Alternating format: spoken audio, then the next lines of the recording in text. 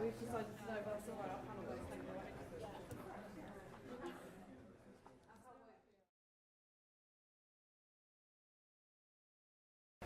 I've only started using the term feminist or like feminism in the last couple of years. And when I was growing up, I grew up in a very kind of violent, working class area where that kind of politics wasn't really encouraged to be thought about because it puts everything out of shift. The moment you start speaking to young girls in working class schools about sexism, or you start speaking to young black kids in those schools about race equality, then the whole start to appear in the systems that are in place to make sure everyone's behaving. So yeah, I didn't really ever consider feminism until I got to university and was kind of given the language to think about the things I've been feeling for a long time, which I think is a real problem with kind of how we tackle feminism at the moment. It's so heavily rooted in language and academia and who can access those things, and it's a real shame, I think, that by the time I'd got to university, I'd suffered loads of sexual violence, and I'd moved to London to go to uni with an abusive partner, and those things have happened because I've had no understanding before of the fact that I didn't deserve that and that people didn't deserve that kind of sexual violence put on them.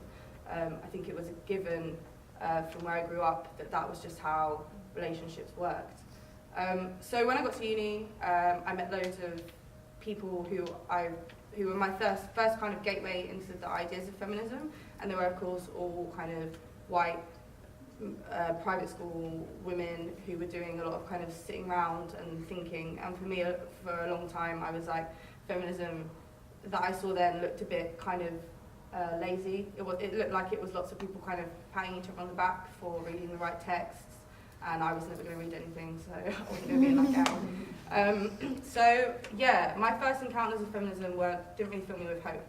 And then I was doing a fine art degree at Goldsmiths, and I'd never considered my work to be feminist in any way.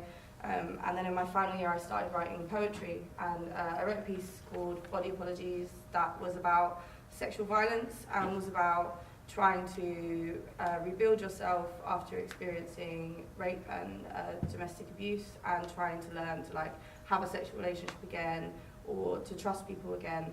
And that poem kind of went off and did its own thing in a way, in that lots of people then approached me and made me think a lot about the fact that I'd created this feminist artwork as a form of survival in a way, as a form of talking safely about things that are really hard to talk about, and disguising a really horrific experience through creativity and using that as a platform to then have conversations with other people who've been through the same thing. And through that, I was lucky enough to meet Sisters Uncut, who I sent the video of this poem to after I saw them on the news, because I was like, these people are fucking sick. And it was the first time I'd seen someone be like, I'm a feminist, I care about survival, I'm doing this because I have to do this, because no one else is doing this, and I'm doing it publicly, and I'm doing it, and I'm making a fucking mess, and like everyone is looking, and this is how radical politics should be. And the level of direct action was matching my level of frustration for the first time, and I was like, this is it, this is sick. So I sent them this video and kind of met them, and through meeting them, I then kind of was lucky enough to start having real conversations about the feminism that I needed, not the feminism that I'd been offered at Goldsmiths, the feminism that I needed that was about empowerment, that was about survival, and was also about looking after the people around you, which was a feminism that didn't get discussed at Goldsmiths. People didn't talk about what it was for those women to be sitting in their group having this conversation and not giving a shit about the black women that are on the streets at the doorsteps of the university.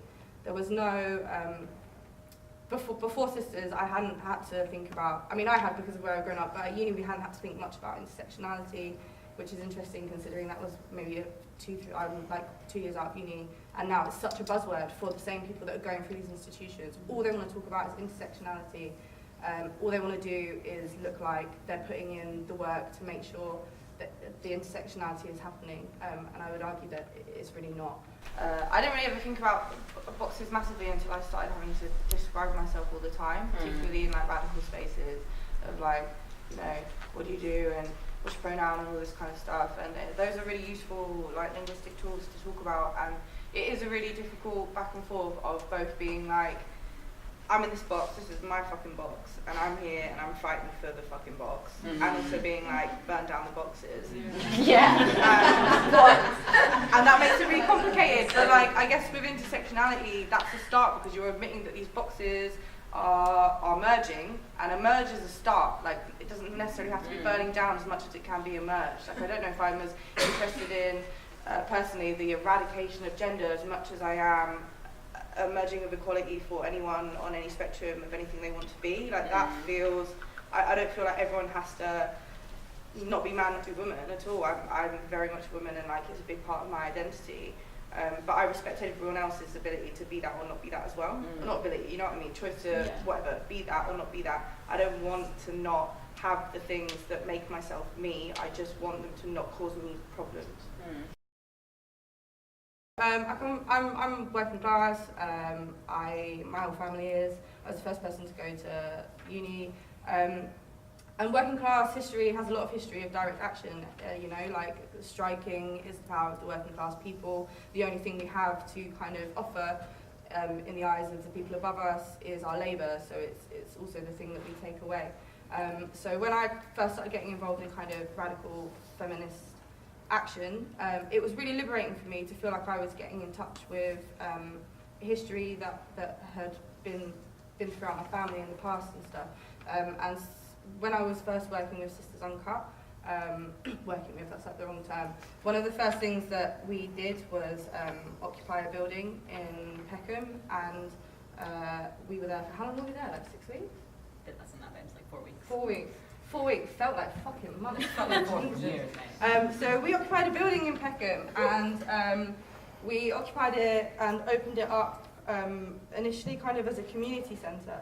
And for me, it was a really interesting time because Sisters Uncut, we have issues with influxes of white middle class women kind of coming in and taking up a lot of space and not listening. And I felt that the squat in Peckham was a real challenge because it made a lot of people realise that the intersectionality they were preaching about, they were not putting into practice. They were not prepared to speak to the women off the street. They were not prepared to speak to loud women. They were not prepared to speak to loud black women. And all the cracks in the intersectional approach that was apparently what we were doing really starting to show. The separation in labour between working class and middle class people was phenomenal, and between sisters of colour and sisters not of colour, it was insane. And it made me do a lot of thinking about the kind of people who ride the wave of a revolution because it looks good, because you'll be on Dazed and Confused with a flare in your hand, and the people that are putting in the labour every single day and applying these ideas of intersectionality to their everyday life. And there is a massive difference, and I think that I still haven't worked out exactly how to be the best version of a contemporary feminist, but I do know that I think a lot of it involves going back to your roots, going back to your community. If you don't know who your neighbours are, you probably can't lead a revolution with them. If you don't know who lives on your street, if you don't know who, you know, hangs out in the pub up the road, like, these are the things. This building of community is something that I feel like white middle class feminists are really scared of because of histories of racism and classism, and in order to kind of be a revolutionary feminist, that stuff all has to be shaken, and we all have to be brave enough to go and speak to strangers and find out what unifies us and stand up for the things that separate us as well. Yeah, is that all right?